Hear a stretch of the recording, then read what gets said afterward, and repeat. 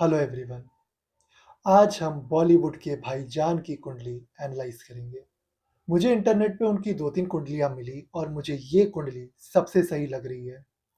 Coincidentally मैंने आज T-shirt भी बीइंग ह्यूमन की ही पहनी है। जी हाँ, ये बीइंग ह्यूमन की है, आप लोग वो देख सकते हो। तो आइए कुंडली पर चलते हैं। इस कुंडली में मून यानी चंद्रमा आपको 12वें घर में दिखाई देगा। मगर यह चंद्रमा 12वें घर का नहीं, पहले घर का फल दे रहा है। चंद्रमा बिल्कुल एंड की डिग्री का है, 29 डिग्री 43 मिनट्स। तो इवन दो टेक्निकली स्पीकिंग वो 12वें घर में ही है, लेकिन फल वो पहले घर का दे रहा है। और मैं ऐसा क्यों कह रहा हूँ? उन पर जो केस चल रहा है ब्लैक बक का, तो ब्लैक बक तभी बनेगा जब चंद्रमा और शनि एक साथ होंगे। उसके बिना ब्लैक बक नहीं बन सकता है। पहली चीज। दूसरी चीज, उनके जो भी दुश्मन होते हैं वो उनका करियर खत्म कर देते हैं। तो अगेन चंद्रमा और शनि एक साथ होने चाहिए, अदरवाइज ये नहीं हो सकता है। ये दोनों ही बातें तब हो सकती है जब चंद्रमा और शनि इकट्ठे फल दे रहे हैं। इसीलिए मैं कह रहा हूं, भले ही चंद्रमा यहाँ 12वें घर में है, लेकिन फल वो पहले घर का दे रहा है। तो पहले दुश्मनी से ही शुरू कर लेते हैं। इनकी दुश्मनी बहुत भारी पड़ने वाली है। जो भी इनसे दुश्मनी करेगा ये उनका करियर खत्म कर देंगे। हाँ, अब दुश्मन इनसे भी ऊपर मिल जाए तो अलग बात है, फिर तो कुछ नहीं कर सकते। लेकिन अगर दुश्मन इनसे थोड़ा भी नीचे है, ये उसका करियर खत्म कर देंगे। He will be a highly emotional person और दुश्मनी को दिल में लगा लेंगे, और इसलिए he is a very dangerous enemy. दूसरी सबसे इंटरेस्टिंग चीज उनकी लाइफ में ये है, शादी नहीं हुई।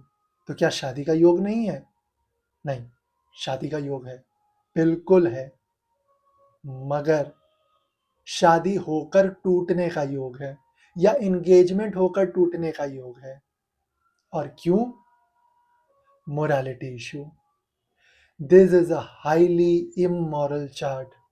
और प्रॉब्लम ये है, पकड़े जाएंगे। अब बहुत से लोग होते हैं, बहुत सारे कांड करते हैं, बट पकड़े नहीं जाते। इनकी बदकिस्मती ये है, तुरंत पकड़े जाएंगे। शादी फिक्स होगी, पकड़े जाएंगे। तो इसीलिए इनकी शादी में दिक्कत दिखता है। ऐसा नहीं कि लड़की नहीं मिलेगी या लड़की शादी के लिए तैयार नहीं होगी, बिल्कुल मिलेगी, बिल्कुल तैयार होगी। मगर उसके बाद उनके कांड पकड़े जाएंगे। ऐसा इस चार्ट में नजर आता है, अगर ये चार्ट सही है तो।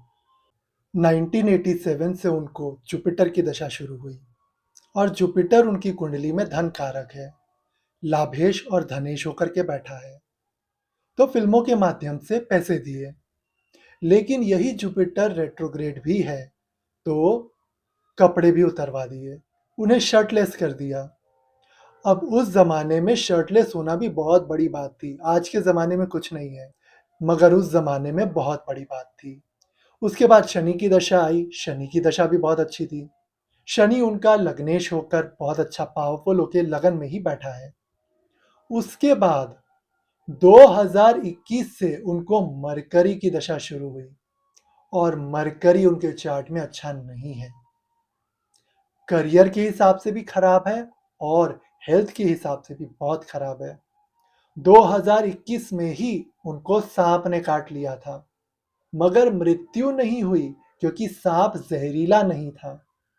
अब ऐसा क्यों हुआ?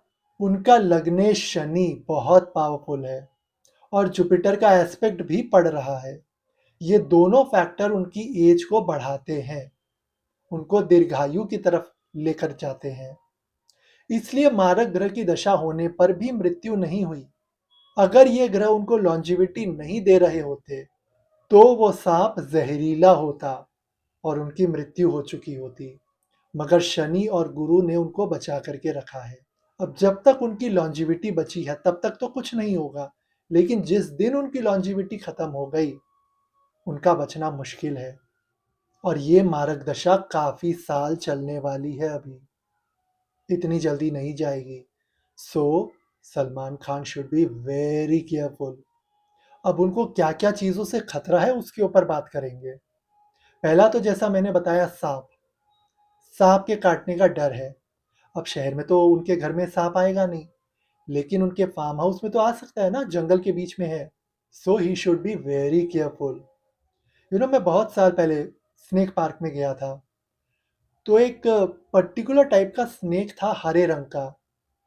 उसे शायद ग्रास स्नेक कहते थे। वो ऐसा लंबा एकदम खड़ा हो जाता था। तो स्पेशली उस टाइप के सांप से उनको बिल्कुल सावधान रहना चाहिए। मुझे याद नहीं है वो सांप जहरीला था कि नहीं, बट जितना मुझे याद पड़ रहा है शायद वो सांप जहरीला होता है। तो घास में खड़ा रहेगा ना, आपको दिखेगा नहीं।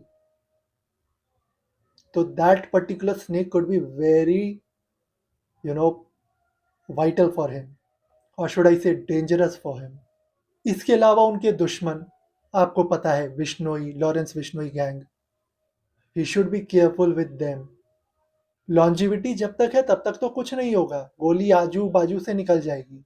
लेकिन जिस दिन लॉन्जिविटी खत्म होगी, गोली अंदर जाएगी।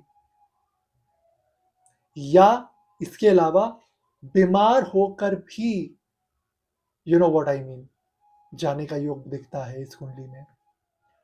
तो नर्व्स रिलेटेड प्रॉब्लम, ब्रेन के नर्व्स, बैकबोन के नर्व्स, चेस्ट, हार्ट, इनके नर्व्स, हार्ट में ब्लॉकेज होना, या जैसे कोविड आया था, कोविड जैसी कोई बीमारी दोबारा, कोविड का ही दूसरा फॉर्म, या कोविड जैसी कोई नई बीमारी आ जाए, तो उससे भी उनको सावधान रहना चाहिए। चेस्ट रिलेटेड जो डिजीजेस आती है, उससे सावधान रहना चाहिए उनको।